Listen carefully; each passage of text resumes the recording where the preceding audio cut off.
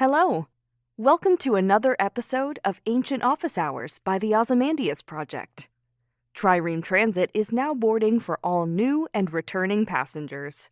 Now departing, present ponderings. Next stop is Ancient Office Hours at a library lost in the sands of time.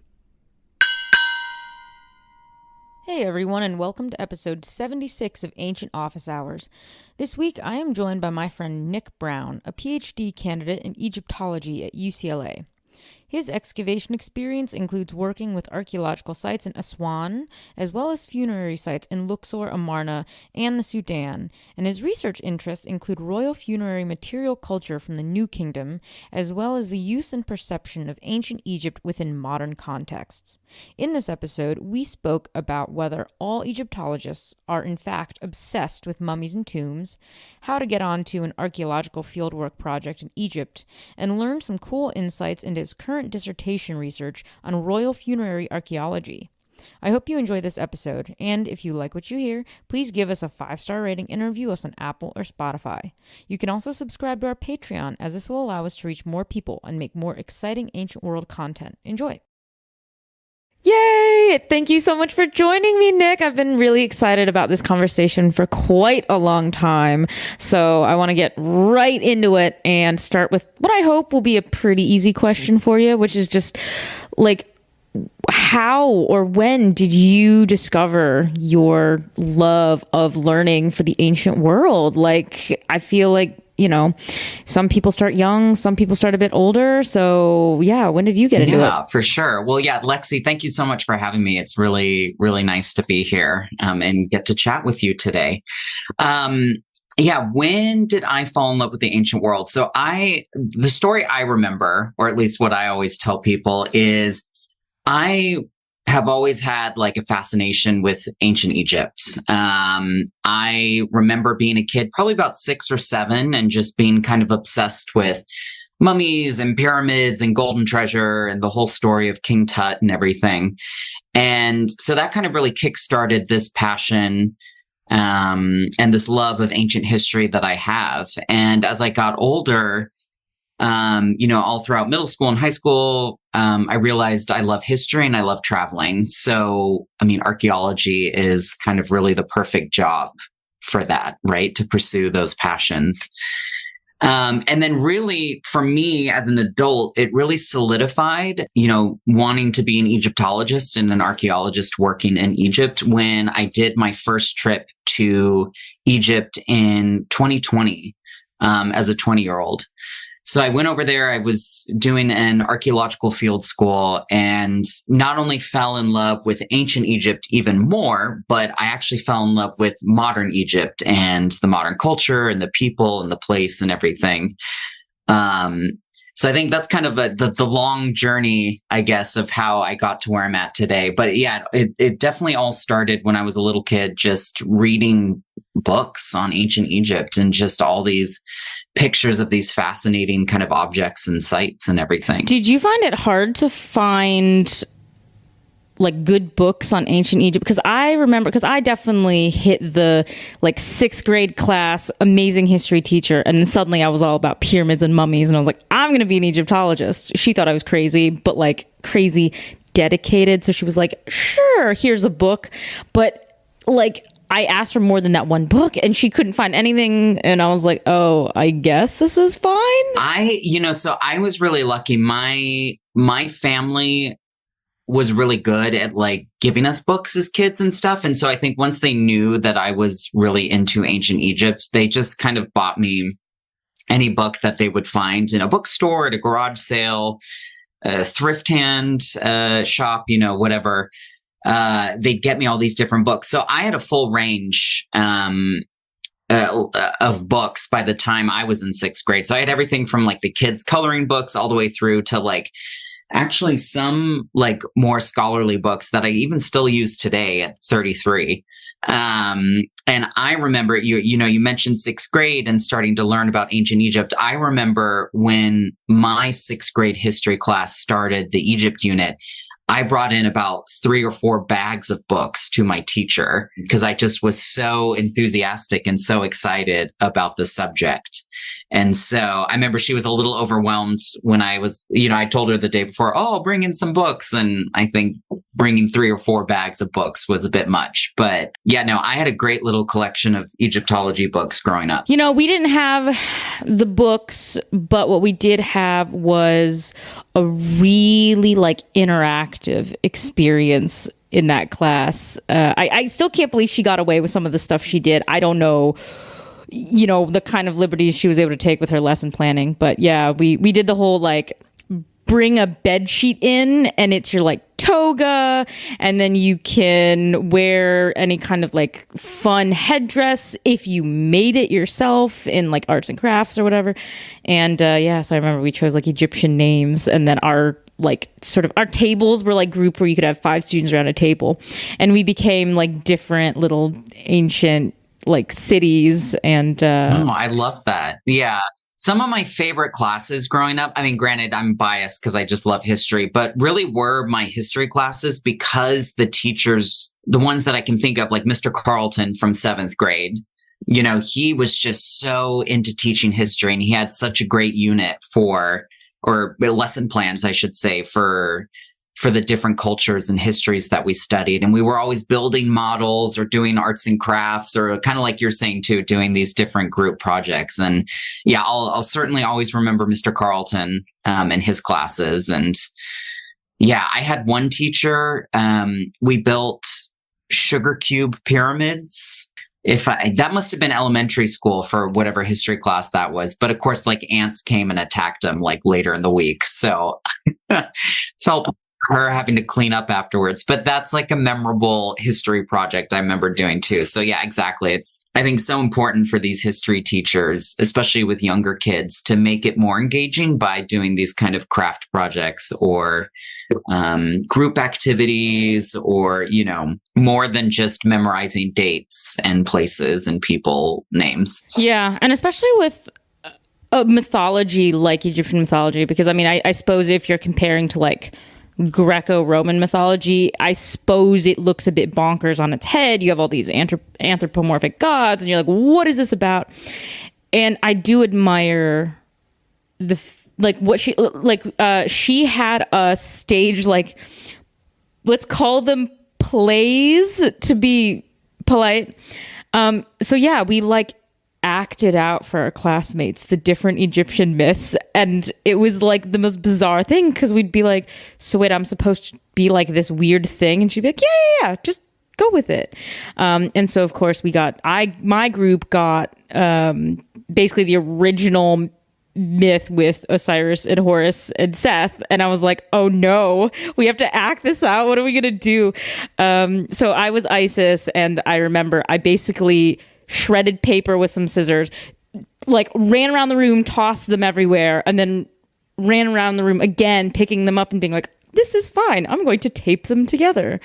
Yeah, that was a good way to wrap our heads around the mythology. Oh, totally. It makes for some interesting plays too. Yeah, oh, goodness me, I will never forget her. 6th grade, Miss Parkins. Yeah. So when people outside of the field, or any ancient field, I suppose, think of Egyptology, I feel their mind is going to jump right to mummies and pyramids, one or the other. Is that actually what the majority of people in the field are obsessed with, or is that sort of exterior perception not entirely true? I unfortunately fall into the category of someone who is obsessed with mummies and pyramids and tombs and, even royal kind of kingly burials and stuff. I mean, that's the center of my research. But fortunately for the field of Egyptology, the scholars and the academics and the people who are working in the field, that's not the focus of their research. And I think that's a great thing. That's a good thing. There's a lot going on right now with different studies of things like women's rights and kind of women's roles in ancient Egypt, social histories. So what was life like in Egypt for, let's say, the quote, lower classes? The people who weren't recorded, in hieroglyphic texts or on temple walls, or, who built huge monuments to themselves, these tombs that they were then later buried in. So there's a great movement to kind of study those aspects of ancient Egypt. And there's all kinds of other stuff too. I mean, maybe not as popular, but things like ancient ecology and what was the landscape and the geology and geography of Egypt like, trade routes, how were people moving, ethnic migrations between different people groups and stuff in the ancient world. And so, yeah, there's a lot more to ancient Egypt that can be studied than just, mummies and pyramids and gold. So, which is great. I think that's awesome. It's time to kind of rewrite some of these history books and change the perspective of how we study ancient history. And then how is that ancient history from a different perspective useful for understanding our current histories and where we're going as a society and as a group as well. Yeah, I couldn't agree more. And that brings up another question, which in classics, I have noticed a weird trend where people seem to be very sectioned off into specific time periods. I feel like the majority of people you'll meet, they say, oh, I only do 5th century or 4th century. It feels like from the outside, if you're coming into classics, it feels like you're looking at, okay, classical, Hellenistic, or Bronze Age collapse, and then you don't really hear of anything. I feel like Egypt would be susceptible to falling in the same thing where you say, okay, maybe you do like early pre-dynastic, you do Tut, you do Amarna period, and then you do Ramesses. There's obviously a lot more than that. So for someone who's in the field, though, does it seem like people do tend to go toward the bigger names or the bigger things, or is it actually more evenly dispersed than we think it is? Yeah, I think it's definitely dispersed. I think certainly like classics, from what it sounds like as you're describing it to me, we do all kind of fall into our own niche or different time periods of what we like to study. So for me, I'm very much a kind of New Kingdom time period to study. So what is that, about 1500 to like 1000 BC, something like that. And a little bit later, the end of the Bronze Age into the start of the Iron Age, kind of that collapse and that kind of startup of a new era. So that's definitely where I fall in. I think I've got different colleagues who, well, I don't even think, I know I've got colleagues who, certainly focus on kind of prehistoric or pre-dynastic Egypt, people who love the Old Kingdom, so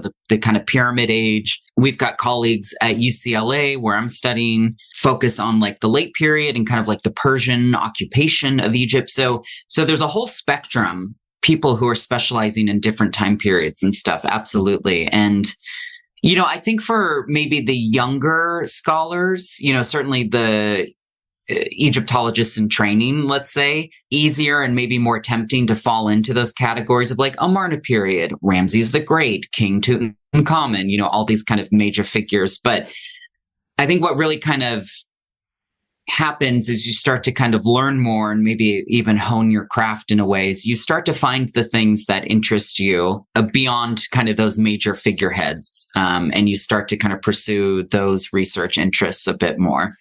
So I think even with my story, I was very much obsessed with King Tut growing up.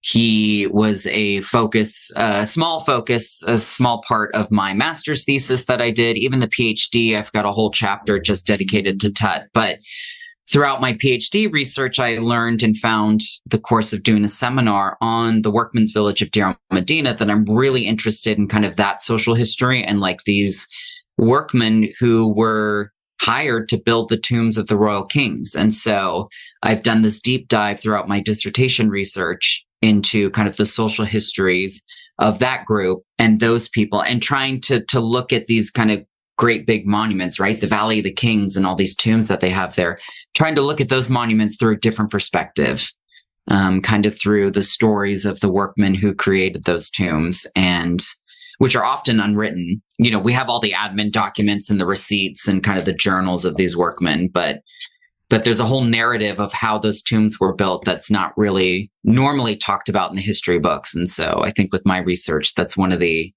things that I've become interested in, right? Trying to branch out a bit more beyond King Tut and the Golden Mask and everything. Yeah, you get to be in the fun position where you're still in school, you're not, entrenched in the career yet. When you tell people, though, that you do Egypt and you do mummies because you like these topics, how often do people kind of assume you might do something later? Like how, I guess, fast would people default to, oh, so do you do Tut, versus something like asking you whether, oh, so tell me about the Great Pyramid. Are you specialist and do you do Khufu? And, completely opposite end of history. So yeah, no, most often the question that I get asked by people, and whether they're serious or they're joking, it kind of scares me when I don't know for certain, is, did aliens build the pyramids? So I think pyramids are always like almost one of the first things that I have to talk about.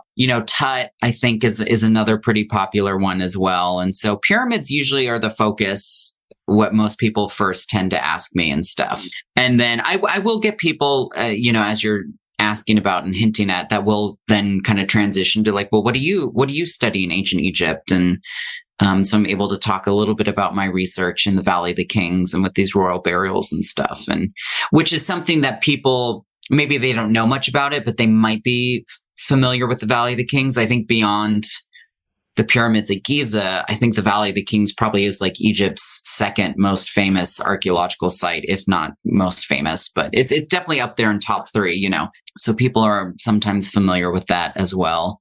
Yeah, I mean, it's great being in a position where I'm so passionate about the subject. I'm able to kind of share that with other people and go beyond, right? Like Tut's Golden Mask or the Great Pyramid of Khufu, or I don't want to say stereotypes, but kind of these like really popular things in Egypt for the general public. And I'm able to kind of expand upon those and talk about different aspects.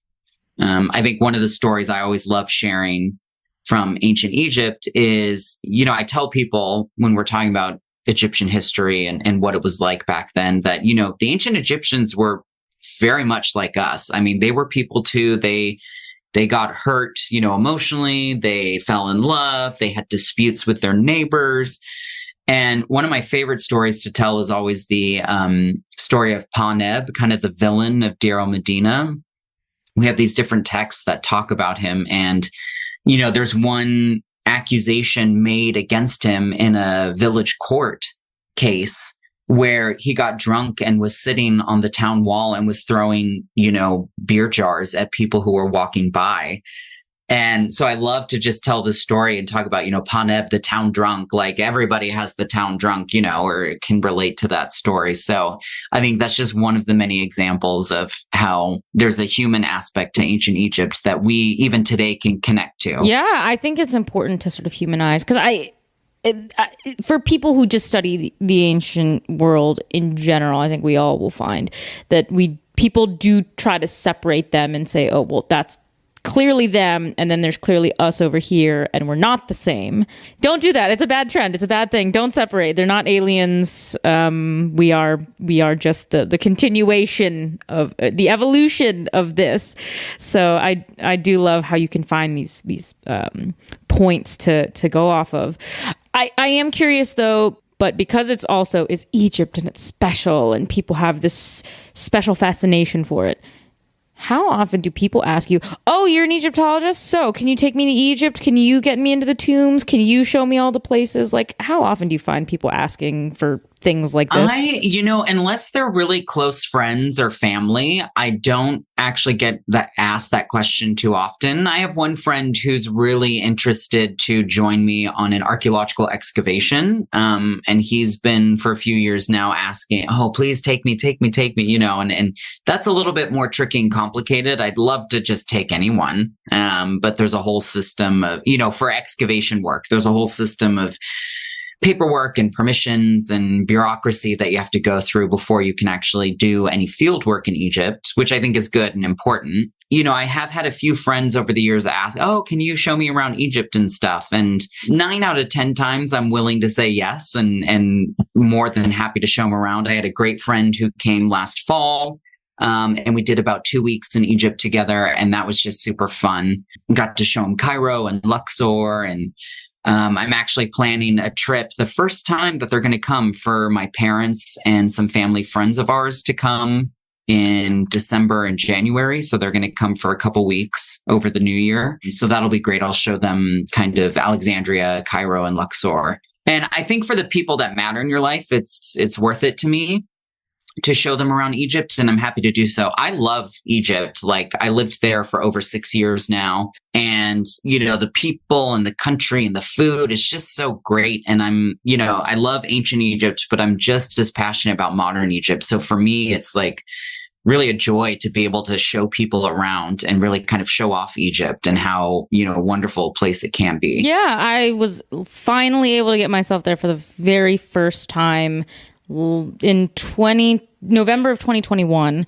Yeah, I guess as someone who's lived there, studied there, who kind of splits his time there, I think a lot of people are kind of curious. We hear about excavation work in Egypt and other places, but I think there's the slight impression that, it would be much easier to go somewhere like Greece or Italy or, I don't know, Jordan even. I have no idea. But is it actually as hard as we think? Is it a lot easier? I know the landscape for permissions has changed a lot as well. So I'd love to know, what does that whole sort of thing look like now? My recommendation for people who are visiting Egypt, who either are going for the first time to Egypt, for my advice for people who are going there for the first time and specifically to Egypt is either generally go with someone who knows the place well, or sign up for one of the group tours. Or at least have a guide that could show you around and help you out. It is totally possible to go do it on your own. Egypt is catered to tourism. So, there's plenty of people who speak English or speak enough English to help you get around if you need it. My experience over there has been very safe. And I think Egyptians are very hospitable. They're very kind to strangers. They want people to come visit. When you go visit Cairo, it's an overwhelming city. It's overcrowded. They've got a huge population. It's a sprawling city. I think it's larger than the size of LA, in terms of scope. Traffic is a nightmare and stuff. So those are some of the difficulties to handle. For me, the language barrier when I first moved there was really hard, especially living there, right? I think if you only stay at hotels and are doing tourist sites and museums, you'll be okay in terms of English. But yeah, trying to live over there is challenging just with the language barrier and stuff.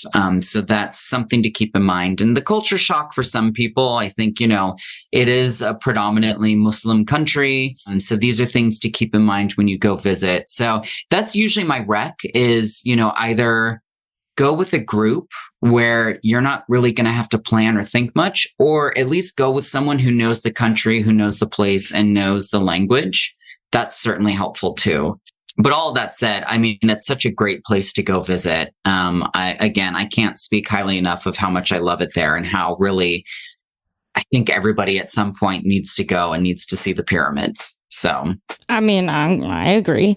And these are really helpful travel tips because I definitely didn't know anything about going. And I don't know if I would have been brave enough to go if I hadn't reached out to some friends and colleagues who could set me straight. So definitely agree, because I would have been quite overwhelmed. Yeah, definitely. I think today too, with things like the Uber app, for instance, that certainly helps tourists who are on their own, get around Cairo and stuff. I think they've got Uber in Luxor. I'm not entirely sure, but certainly around Cairo, they have it. And that's helpful. Google Maps and everything too. That's getting better and making it easier to travel. Google Translate even, though the Arabic version doesn't work that great. So just keep that in mind. It's decent, but don't rely on it. Yeah, it definitely, I think like you're saying too, Lexi, it certainly helps talk with people who've been there, who've lived there, who work there, who know the country, to at least give you an idea of what to expect if you are planning to travel there on your own. For sure. And now if I wanted to go join an excavation there, is that process easy, hard? That process is certainly a lot more difficult. And there's several factors to it. I think in terms of kind of the groups that are organizing those expeditions, there's always a permissions list that they have to put together with names, and there's background checks and things that have to happen. So if you were interested in a dig, you'd have to reach out to a dig director and see if it would be possible to join. That's challenging because often the digs are strapped for funds. are looking for people who are involved with excavations already or who have excavation experience. Because again, if you can only take a limited amount of people, you want kind of that skilled workforce, right, on the dig. And then, yeah, there's all sorts of permissions and background checks and security clearances that you have to get with the Egyptian government. So there's a whole application that goes through the Ministry of Tourism and Antiquities and the Supreme Council of Antiquities. That's one application. And there's a whole separate application that goes through the Ministry of Interior for kind of all your background security clearance. So what I always tell people who really are passionate about archaeology and really want to dig or get some experience in Egypt, the kind of the best way to do it or to approach it is to first get excavation experience in the country that you're at. You know, try to sign up for a local dig, try to start learning your skill sets, you know, where you're at, you know, on an excavation in your backyard, if you will. And then you can reach out to project directors for sites that you're interested to work at and see if it'd be possible to join. And at least then with your kind of introductory email, you can also say, well, I've also excavated here. I've got this work experience.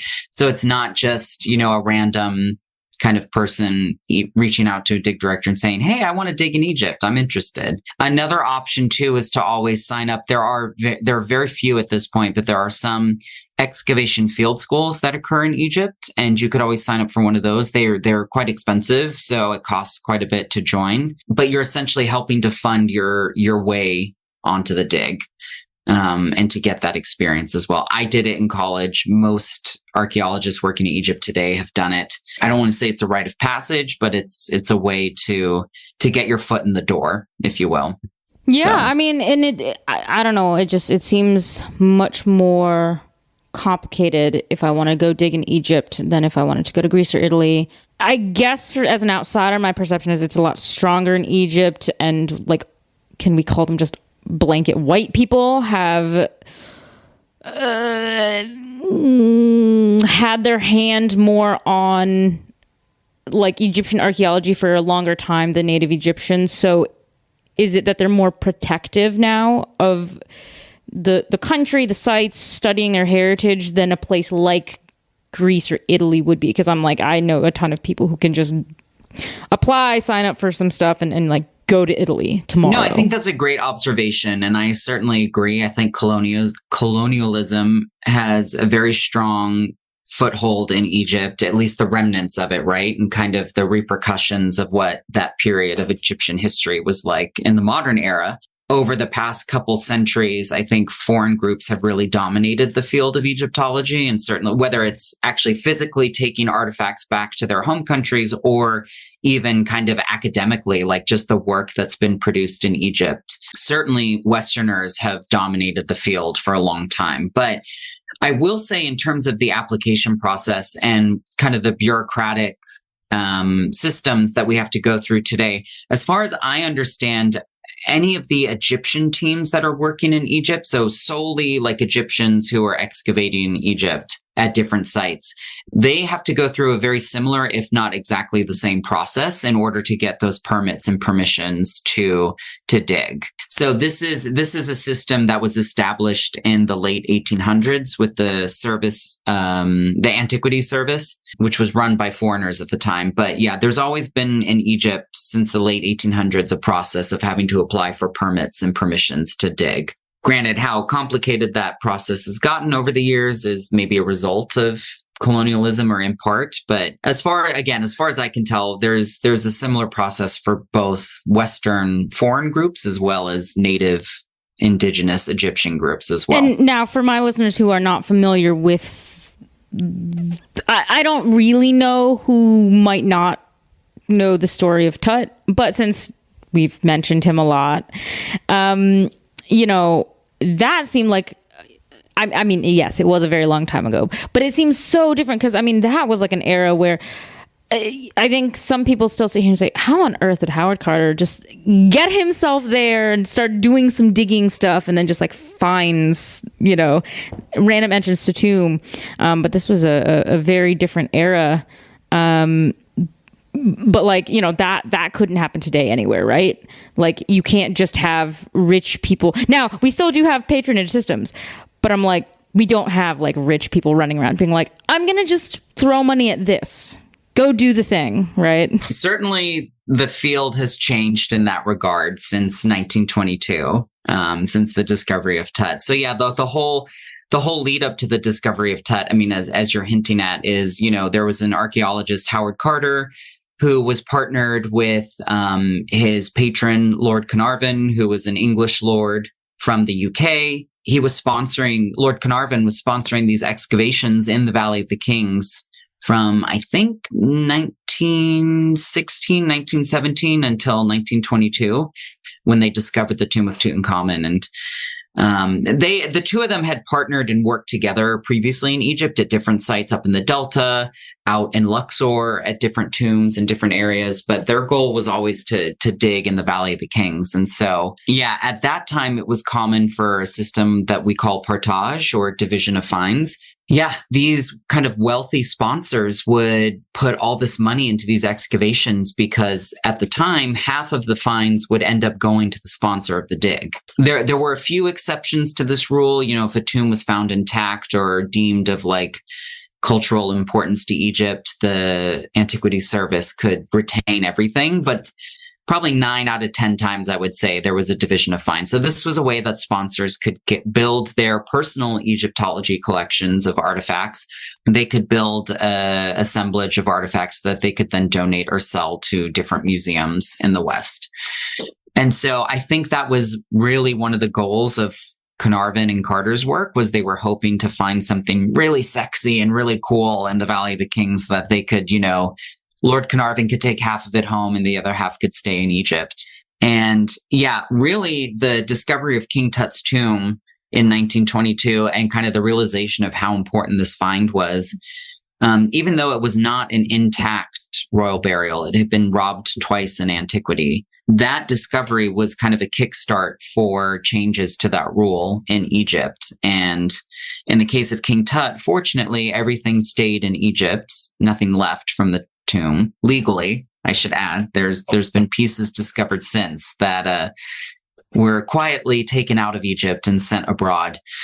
But yeah, the majority of the collection is in Cairo today, and I think that's a good thing. It was such a unique find for Egypt and really for the history of Egyptology and ancient Egyptian history that it's important that the whole collection stayed together. And so, because there's other tomb assemblages that we have that are split between museums in the West and museums in Cairo. So one example is there's a tomb assemblage where half of it is in New York and the other half is in Cairo. So it's a little frustrating in terms of trying to study the assemblage as a whole and trying to put things back together when you're having to jump between two different countries. Oh, I bet it's frustrating. I bet.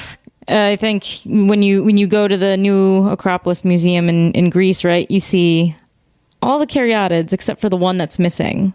And so if you want to study all of them as a set, you have to study the ones that are all together in Athens and then fly to London to see just the one and then fly back. And then I know how, popular myths and legends start, but I'm like, look, man, there were people who were really like, no, it's a thing. And it got Carnarvon. What's the deal, man? Mummy's curse? Was it really a curse, or was it just like actually bad luck? I, certainly think that there are people in the past and maybe even people today who deserve the mummy's curse or deserved it. But unfortunately, it is, it's not as true as people want it to be or as people are led to believe.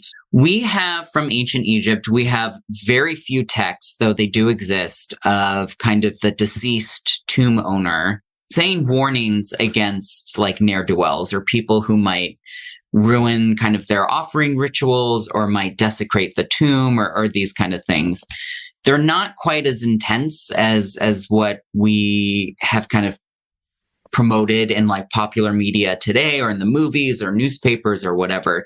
So, there's no sayings like death will come on swift wings to those who disturb my tomb. There's nothing like that.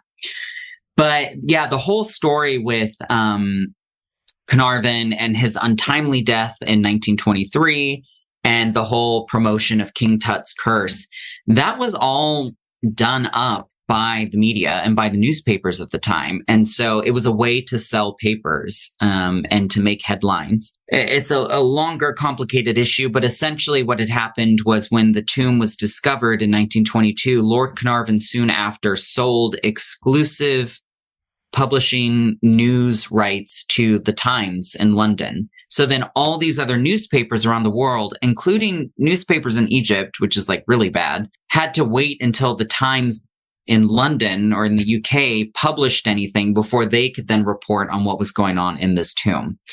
And so once Carnarvon died, this whole story of the king's curse and, all these mishaps that were happening to the excavation crew and team, they were able to kind of make these headlines and able to really sell more papers that way. And so that's kind of where the whole origins of that in the modern era starts, at least. So unfortunately, no mummy's curse that we've yet to find.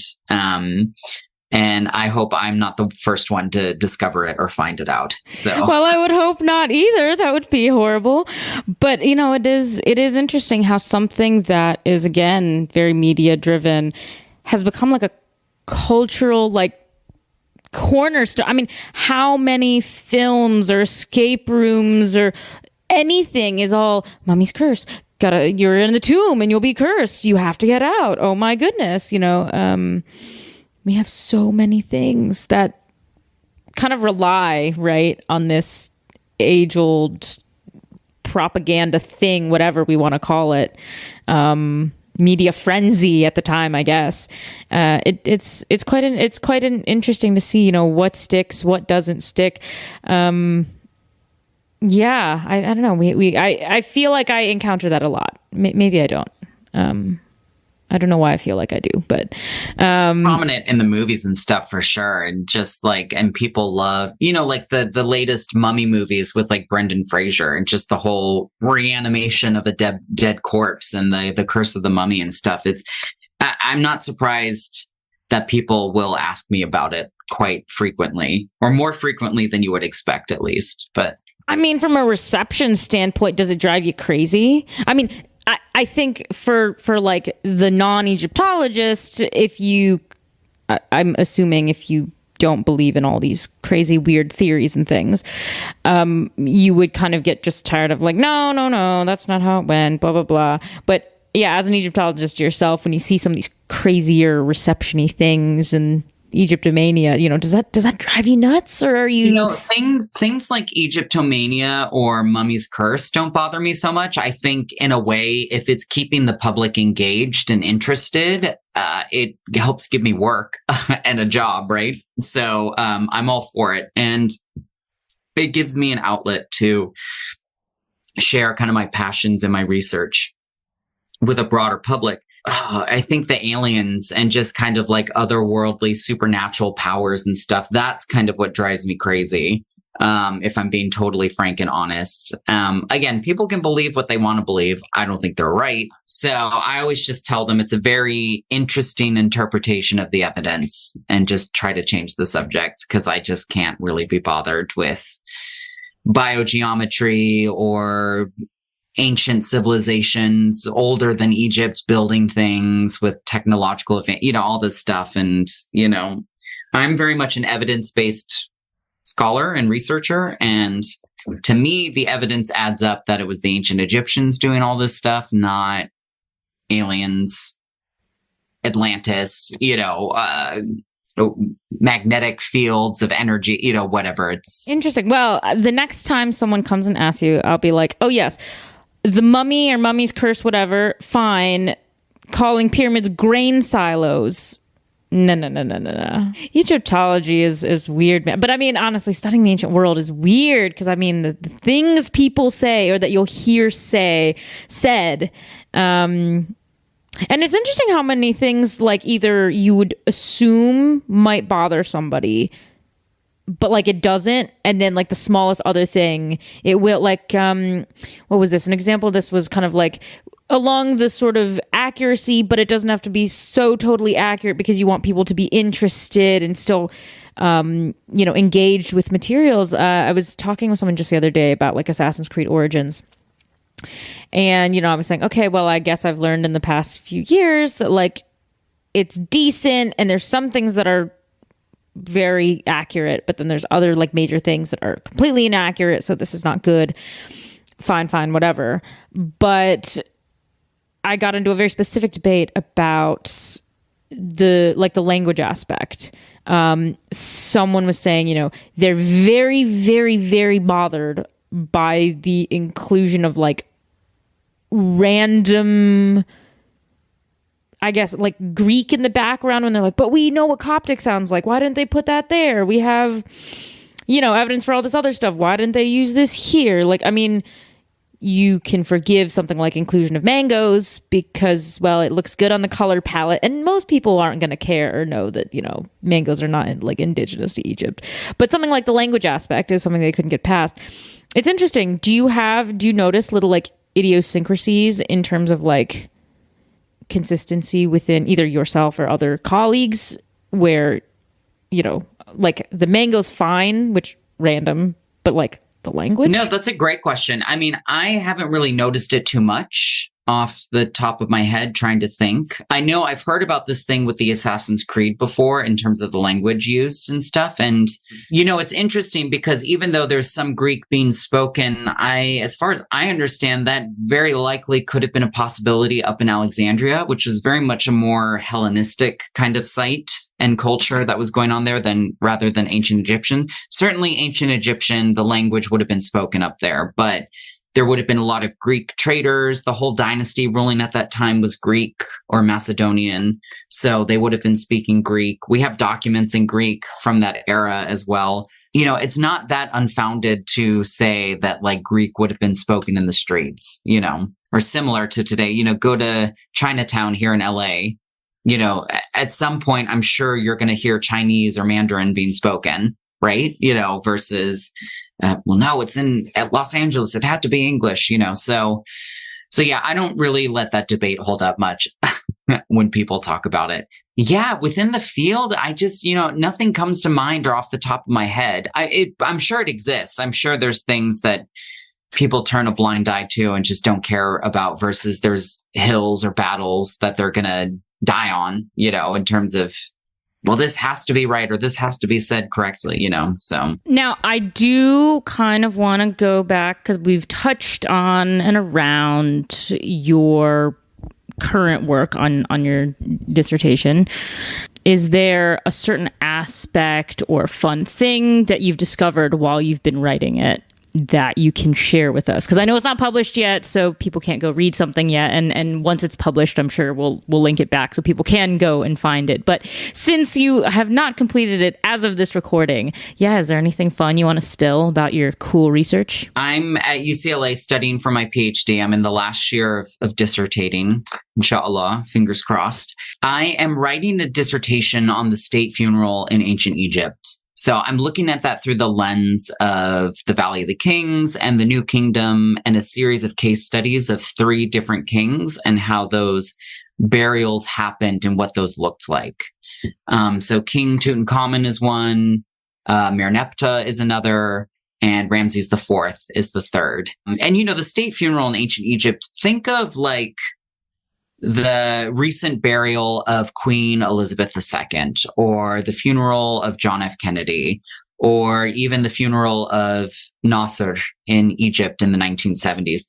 Huge events, huge crowds, lots of pomp and circumstance and ceremony and all this kind of ideology and symbolism hidden in either the objects that are used or kind of the rituals and ceremonies that are performed. So, as a funerary archaeologist and Egyptologist, I'm studying ancient Egypt through this lens of, well, how can we reconstruct some of those events, if at all? And what would be preserved in the archaeological record, either in texts or in objects or material culture, or even the monuments themselves, right? These tombs that the pharaohs built in the Valley of the Kings. And so that's kind of all the work that I'm looking into. And we have this kind of stereotype mostly in popular literature, of a king's burial being this grand kind of procession out into the desert with every object for the burial being kind of paraded through the desert, all the coffins, all the boxes, all the golden thrones and jewelry and whatever, kind of this huge kind of social economic display of power. And the work that I'm trying to do is trying to actually dispel that a bit and kind of disprove some of those kind of, let's say, misconceptions. And one of the best examples that I can talk about right now is we have an ostracon from the reign of Merneptah, where in year 7 of his 10-year reign, so about 3, maybe 4 years before he dies, we have this text that talks about how the coffins of the king are actually already being placed inside his tomb, and they're being worked on within the necropolis itself.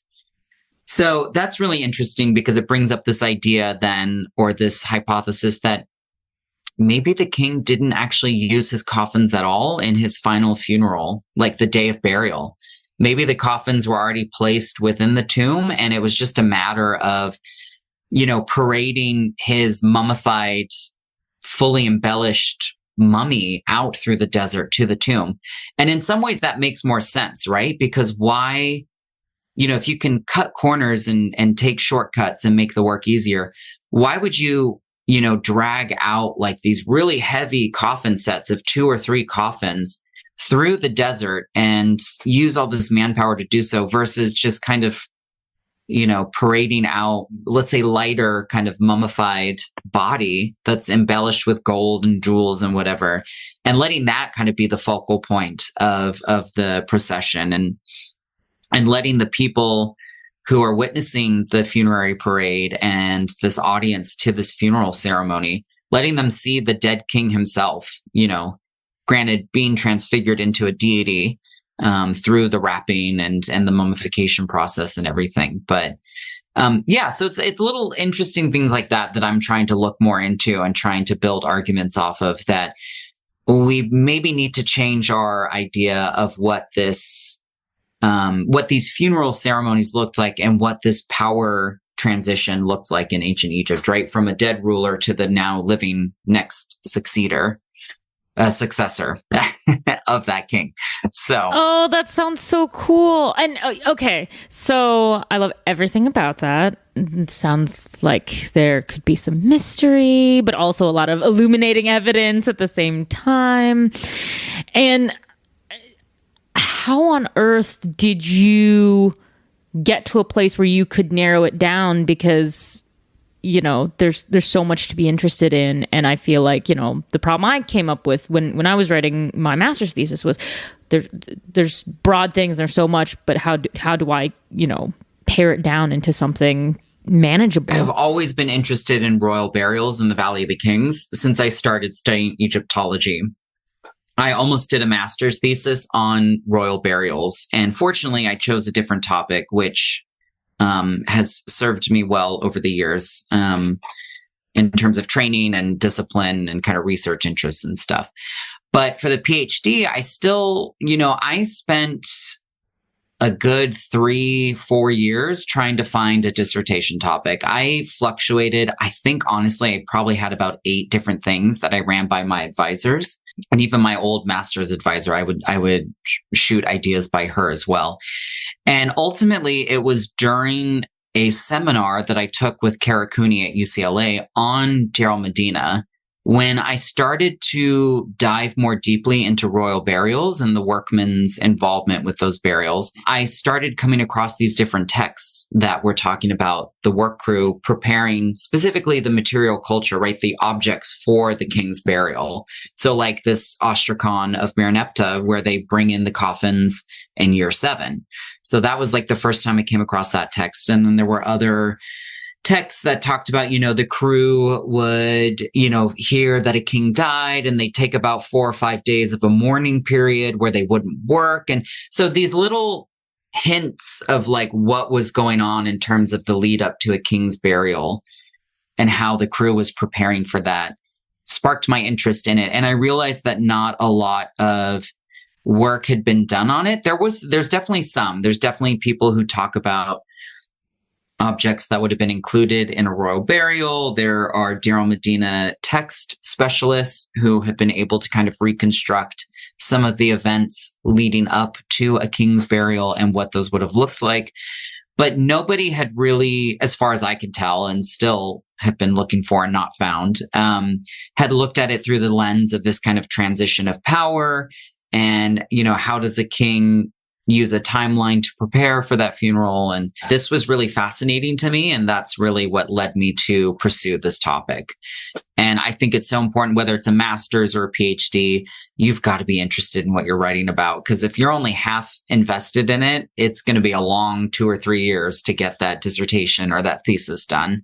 And so this is a topic that, 3 years later is still holding my interest. And fortunately, I'm finding out some really interesting kind of facts and phenomena along the way. Well, I can't wait to see what it looks like when it's done. I'm sure it'll be super exciting. Out of curiosity, had you watched Kara's show Out of Egypt before coming here or not? Because I know it deals a lot with burials and pyramids and stuff. I don't remember watching it as a kid or growing up before coming to UCLA. I have since watched some of the episodes. I actually use her Out of Egypt show in one of my courses that I teach here at UCLA, The Art of Death. It's a combo art history, archaeology of death class that I sometimes teach in the summer units. I've used that show as kind of a way for students to kind of see how we can connect the ancient world and ancient perceptions of death and burial to kind of our modern experiences, whether it's in our own culture or in other kind of global contemporary cultures as well.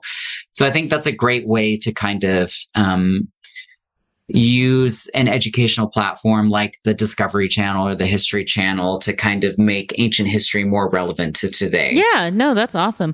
I am only a couple years behind you, but yeah, I definitely remember. I think that was part of the reason I got into Egypt, because I watched her show in 6th, 7th grade, whatever, and I was like, this is so cool. Maybe I should study that. So it's funny how life comes full circle. I would love to hear more, but we don't have all day to talk about your and probably the last thing you do want to talk about actually is the dissertation, because you're probably just like, I don't want to stare at this. I just want to write it and be done. So I will not subject you to that, but so there are kind of 3 sort of questions I like to ask to end the interview portion of the podcast.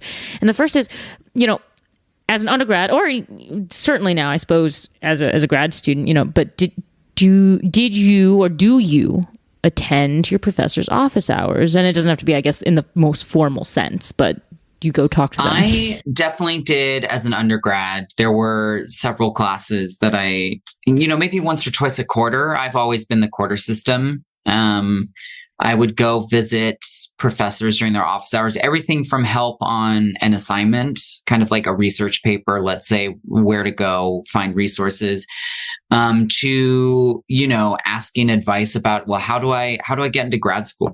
I really want to be an Egyptologist too. What does that look like? How do I do that? I think it's so important to be able to sit down with your professors or your teachers, chat with them and have that FaceTime with them too, right? And I know now as an instructor or a TA at UCLA, I know it's helpful for me to be able to put faces to names and not just kind of have this anonymous group of students that I'm teaching, but really to make those connections and to better serve my students by meeting with them and being able to chat with them about their research and how they can improve their grades or kind of their writing styles or whatever you need to talk about. So yeah, definitely go to office hours. Yeah. Well, I was going to say, so, you can choose from either your experience as a student yourself or as a TA on the other side. Do you have a particularly fun or meaningful memory or just something that happened during an office hours conversation? Fun or meaningful memory? I don't know if anything comes to mind. I can't really remember anything. What I do remember is as a student, as an undergrad, my several meetings with my undergrad kind of advisor, Stuart Tyson Smith at UCSB. He was the only Egyptologist we had on campus. He actually is more a nubiologist now than an Egyptologist, but he helped me a lot with my grad applications, writing me letters of rec, kind of strategizing about where to apply for schools, what classes I should be taking to pursue Egyptology. So there's not any one specific memory from meeting with him that I remember, but I do remember overall just those moments of being able to meet with him and him taking the time to kind of help me on the right path to pursuing a career in Egyptology. Oh, that's wonderful. I mean, everyone needs a good mentor. I only ask because my favorite professor in undergrad had a chocolate drawer. And so I would go and just steal chocolate.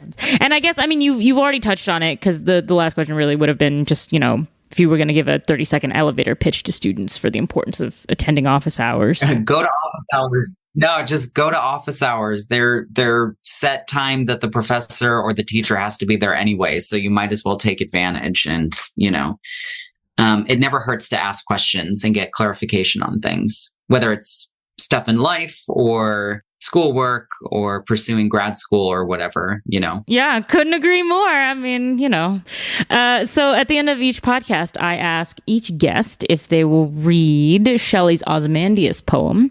And then after having read it, I would be very interested to know your brief thoughts on, what does this poem, what do you think it means, or what does it mean to you? It's often been cited as a very influential poem, and I'd love to know if you agree. So I met a traveler from an antique land who said, 2 vast and trunkless legs of stone stand in the desert.